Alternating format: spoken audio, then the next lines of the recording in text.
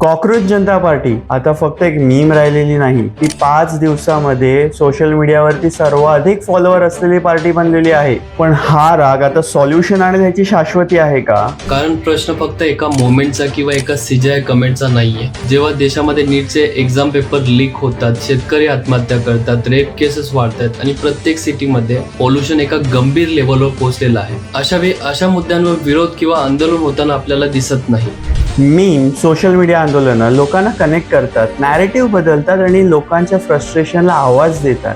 पण ट्रोलिंगनी सोल्युशन मिळत नाही. सोशल मीडिया आणि ग्राउंड रियालिटीमध्ये जमीन आसमानाचा फरक असतो. डेमोक्रेसी हे एका इलेक्शन पुरते मर्यादित नसते. ह्यावेळी एका मोमेंटला किंवा एका सरकारला नाही, तर प्रत्येक सरकारला प्रश्न विचारणारी जनता लागते. अवेअरनेस पासून डिस्कशन पर्यंत आणि डिस्कशन पासून रिअल सिव्हिक ऍक्शन पर्यंत जेव्हा जनता तयार होते तेव्हाच लोकशाही मजबूत होते. कारण हिंसेतून आलेली शक्ती सरकार बदलू शकते, पण परत आलेले ते सरकार हिंसेनेच पडू शकतं. म्हणून बदल हवे असेल तर तो डेमोक्रेटिक आणि कॉन्स्टिट्युशनल वेनीच यायला हवा. पार्टी कुठलीही असो, प्रॅक्टिकल सॉल्युशन, अकाउंटेबिलिटी आणि रिअल चेंज होणार असेल आणि याहून सगळ्यात महत्त्वाचं ते देश हितासाठी असेल तर आम्ही त्या प्रत्येक मोमेंटच्या बरोबर आहोत. जय हिंद, जय महाराष्ट्र.